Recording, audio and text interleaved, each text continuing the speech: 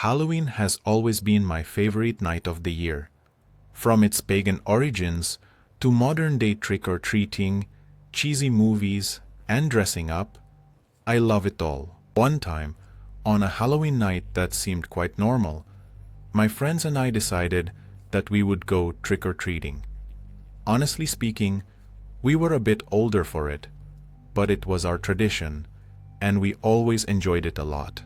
We were going from house to house, collecting candy and facing the strange looks from parents, who were clearly thinking that we were a bit too old for trick-or-treating. The group was quite large, and my crush was also there, making the night even more exciting. The houses we were visiting had high standard.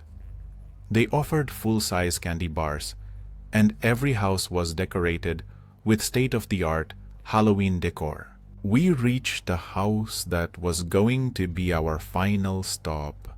I noticed a scary figure on the lawn.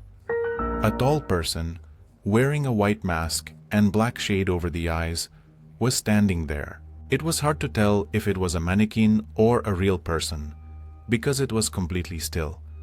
As I was passing by, it grabbed my hand. I literally felt like I was going to lose my life. The person spoke in a slow and soft voice from inside the mask. "Tag, you're it," and then ran towards the backyard. We all screamed and laughed and headed towards the front door to get candy. We thought it was a trick by the homeowners to scare trick-or-treaters. After getting the candy, I told the lady that the tall guy was very scary, but please tell him not to grab people so hard. The lady looked at me as if I had said something strange.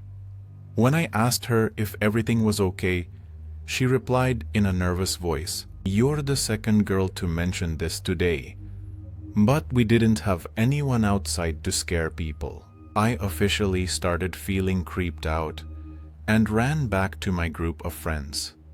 Still, I thought it could be a prank played by that lady.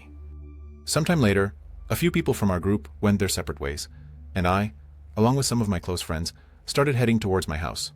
Then we thought, why not go past that house again to see if the tall guy is back or not?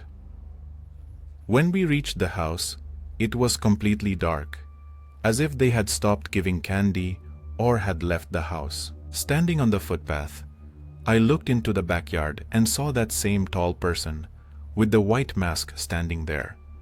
He saw me and waved. My friends said to ignore it, that it's just a scare tactic.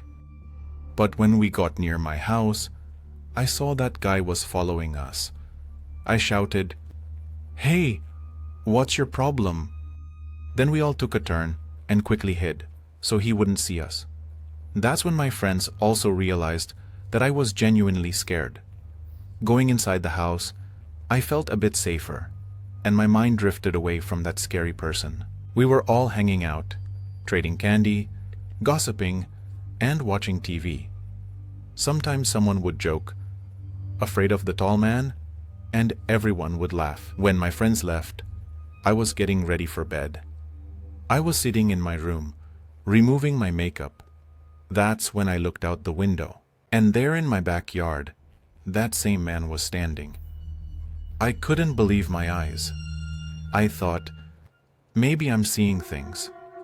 I went down to the living room to get a better view. Now, that guy was near my back door and trying to shake the door handle.